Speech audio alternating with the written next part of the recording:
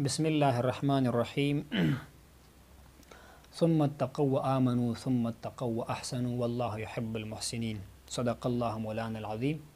قال النبي صلى الله عليه وآله وصحبه وسلم حين سئل عنه في باب الإحسان فقال الإحسان أن تعبد الله كأنك تراه فإن لم تكن تراه فإنه يراك أو كما قال صلى الله عليه وسلم. تصوف ته قرآن عظیم الشان کې د تزکیې لفظ راغلی دی.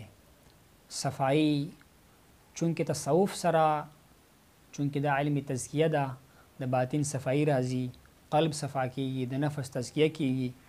قرآن مجید کې د جناب نبی کریم صلی الله علیه وسلم د پیدایش یو مقصد دا ښودل شوی دی چې هغه د دې مخلوق د دې خلقت تزکیه کوي.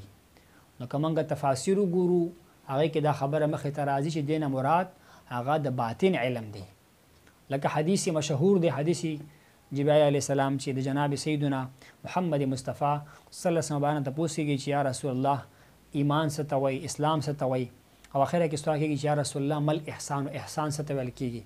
نو هغه ورته جواب ورکوي چې الاحسان ان تعبد الله کأنک تراه. احسان دا دی د الله داسې عبادت ته وکړې لکه ته چې الله تبارک وتعالی په خپله باندې ګوري. فإن لم تكن تراه فإنه يراك. که چېرته ته الله تبارک وتعالی نه ګوري، الله تبارک وتعالی خو تا ګوري. چې دا مقام تا ته حاصل شي نو دا مقام د احسان دی. یقینا امت د دې شي نه غافله دی. صوفیه کرام، عارفین، علماء ربانیین مخلوق دغه شان ته متوجه کوي. تزکیه ورته ویل کېږي، علم احسان ورته ویل کېږي، یا ورته بعض علما مفسرین علم لدني وایي.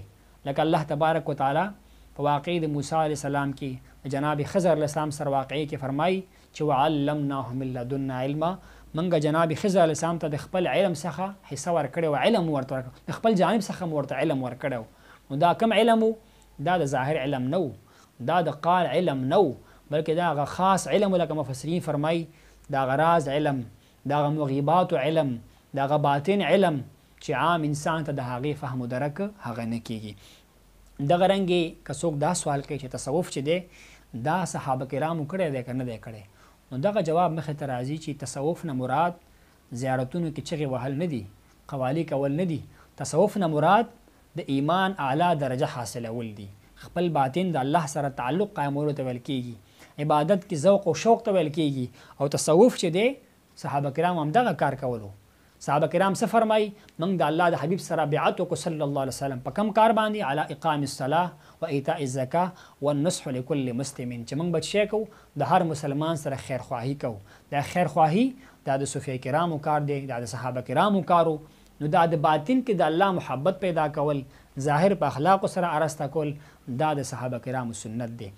او که څوک دا پوښتنه کوي چې دا علم تصوف ورته ولې ویل کېږي چې تاسو یو دا تزکیه ده او دا چې د احسان دی، نو جواب به دی چې په مرور د ایامو سره چونکې په اول دور کې به ایمانیات و اسلامیات په یو ځای باندې علم فقه یا به طور مثال هغه علم تفسیر و حدیث دا به ټول یو ځای باندې استعمالېدل.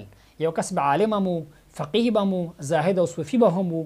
خو وروسته دا علوم مدون شول، د وخت په حالاتو په مناسبت سره صوفیه کرامو مکاشفات ورته وشول، د مخلوق تبایع ته یې وکتل او د ذکر طریقې کم چې قرآن حدیث کې راغستې دي د مخلوق تبایع ته یې وکتل. نو دا مبارکینو دا علم تصوف چې دی باقاعده مدون شو، لکه علم فقه چې مدونه شوله یا لکه باقي علوم چې مدون شول، دغه رنګ علم تصوف هم مدون شو. خو دا هغه علم دی چې د مشکات د نور نبوت جناب محمد مصطفی صلی الله علیه وسلم څخه مقتبس واغستل شوی دی. او په دې کې چې کوم اهم شیان دي هغه درې شیان، درې عناصر دي پکې. صوفي سره به دا درې شیان لازمن وي. اول نمبر د هغې نیت به ښایسته وي، حسن نیت به وي، د صوفي نیت به ښایسته وي. دویم نمبر اخلاص، صوفي کې به اخلاص وي، هغه به مخلص وي، لله فی الله به کار کوي. او دریم نمبر چې هغه اعلی مقام دی هغه رضا ده، صوفي کې به رضا وي، الله تبارک وتعالی رضامندۍ پسې به ګرځي. دا اهم عناصر دي.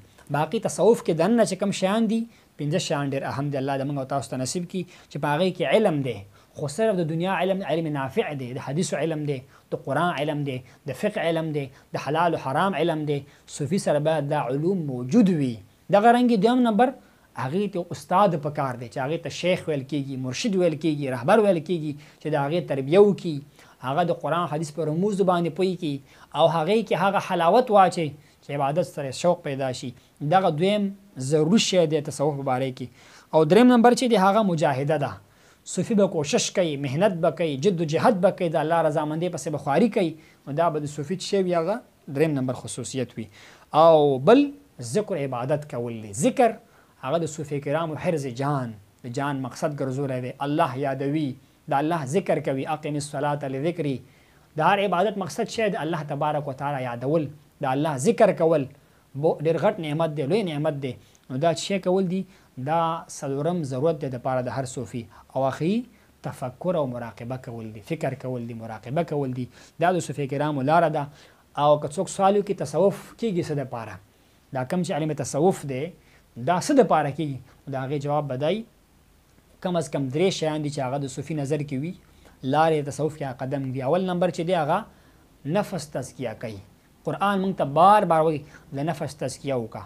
نو که یو کس ته دا پته نه وي چې نفس په څو قسمه باندې دی، د هغې مکرونه څنګه دي، اماره څنګه وي، لوامه څنګه وي، ملهمه څنګه وي، نفس راضیه او مرضیه څنګه وي، نفس مطمئنه څرنګه وي، کامله څرنګه وي، نو هغه به څنګه د نفس په لارو چارو باندې پوه شي. نو علم تصوف دې دپاره کېږي چې سړی خپل نفس تزکیه کړي، اطمینان او کمال ته ورسوي.